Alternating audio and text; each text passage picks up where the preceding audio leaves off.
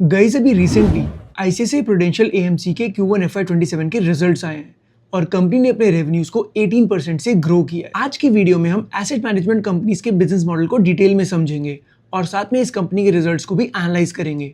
तो चलो let's get started. अब गाइस सबसे पहले हम एसेट मैनेजमेंट कंपनीज के बिजनेस मॉडल को समझेंगे। अब गाइस एसेट मैनेजमेंट कंपनीज होती क्या है?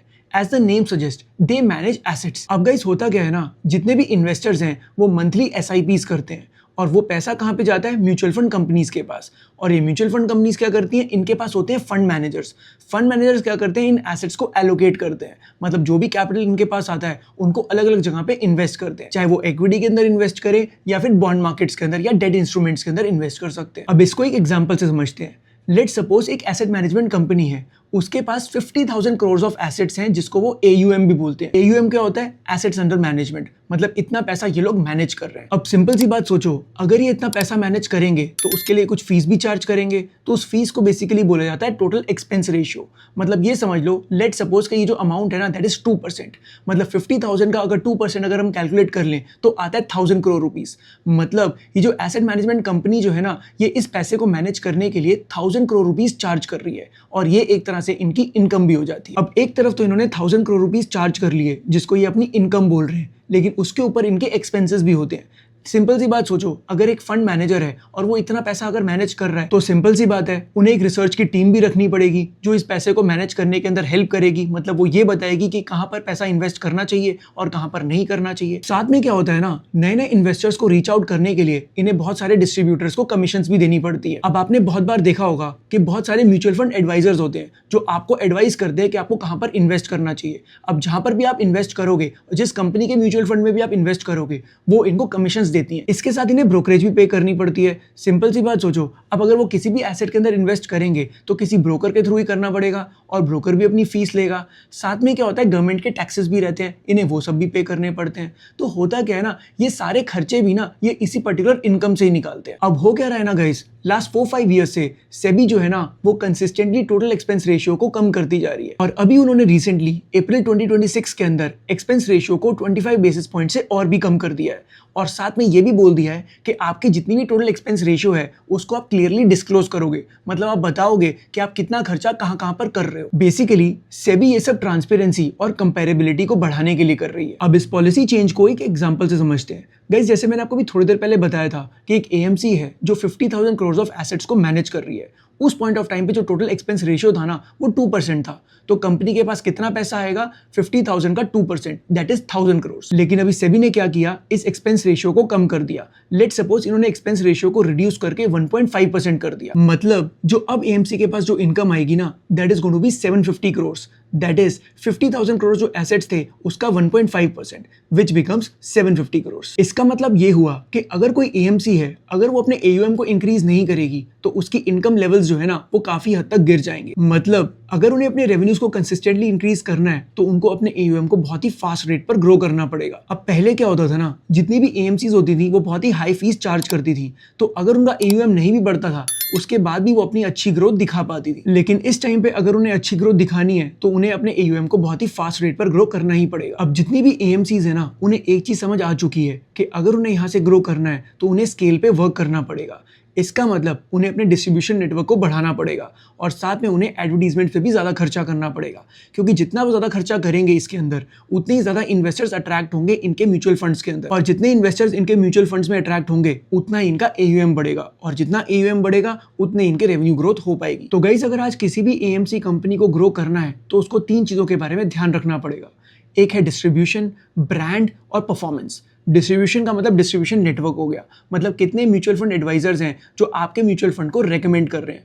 दूसरा हो गया आपका ब्रांड, कि कितने लोग आपके ब्रांड से एसोसिएट कर रहे हैं, क्योंकि जितने ज़्यादा लोग आपके ब्रांड से एसोसिएट करेंगे उतना ही ज़्यादा वो आपका म्यूचुअल फंड बाय करेंगे।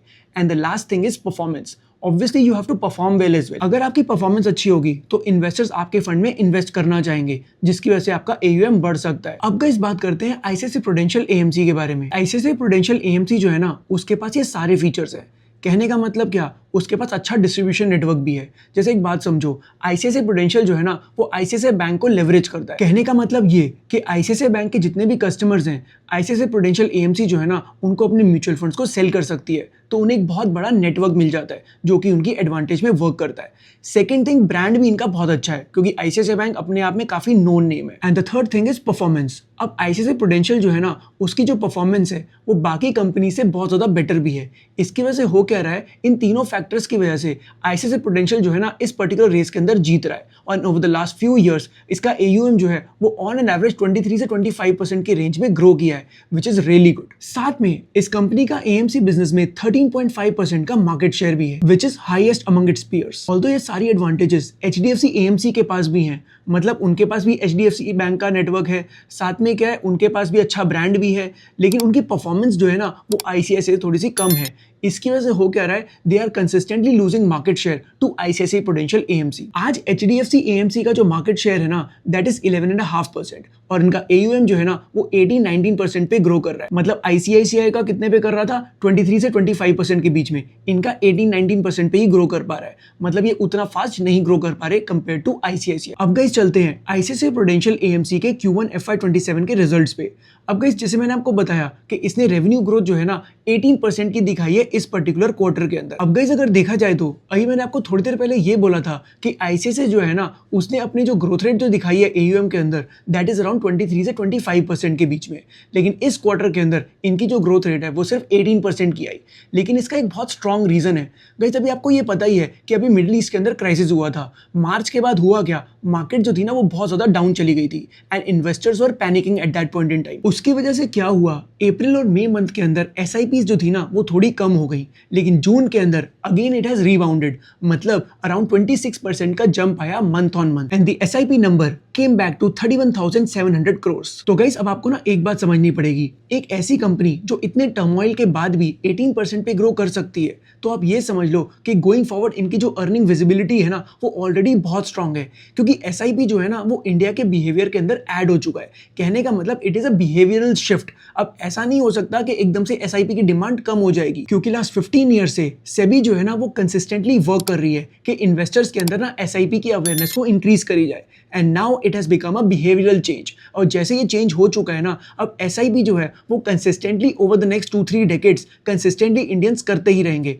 और अगर वो करते रहेंगे तो इसका मतलब इनका एयूएम जो है ना वो ग्रो करता ही रहेगा, प्रोवाइडेड कि अपनी परफॉर्मेंस को भी अच्छा रख सकें। क्योंकि जैसे मैंने आपको बताया कि डिस्ट्रीब्यूशन तो ऑलरेडी इनके पास है, ब्रांड भी है इनके पास, और साथ में अगर ये अपनी परफॉर्मेंस को भी मेंटेन कर पाए तो गोइंग फॉरवर्ड आईसीआईसीआई प्रूडेंशियल जो है ना वो कंसिस्टेंटली अपने मार्केट शेयर को इंप्रूव कर पाएगा। अब गाइस देखो, इनकी जो रेवेन्यू ग्रोथ जो है ना वो कंसिस्टेंटली गोइंग फॉरवर्ड बहुत ही हेल्दी रेट पर ग्रो कर सकती है, और क्योंकि एएमसी बिजनेस के अंदर कुछ खास केपेक्स की भी रिक्वायरमेंट नहीं होती, क्योंकि अगर कोई भी नया कस्टमर आता है या कोई भी नया इन्वेस्टर इनके पास एसआईपी करता है तो इसके लिए उन्हें अलग से कुछ केपेक्स करने की रिक्वायरमेंट नहीं रहती। मतलब इनकी फिक्स कॉस्ट जो है ना वो ऑलरेडी कांस्टेंट ही है। इसका मतलब ये कि जितना इनका रेवेन्यू बढ़ेगा उतना इनके प्रॉफिट्स भी इंक्रीज कर सकते हैं। दैट मीन्स ऐसे टाइप के बिजनेसेस को बहुत ही मैसिव ऑपरेटिंग लेवरेज भी मिलता है। तो one thing is very very clear, अगर ये अपनी रेवेन्यू को ग्रो कर पाए तो सारा का सारा प्रॉफिट्स जो है ना वो इनकी बॉटम लाइन पे आ जाएगा एंड अल्टीमेटली कंपनी के जो शेयर होल्डर्स हैं they can make a lot of money out of it. अब गाइस अगर मैं इनके मार्जिन्स के बारे में बात करूं ना तो आपको पहले एक चीज समझनी पड़ेगी कि कितने टाइप के एएमसी के अंदर फंड्स होते हैं।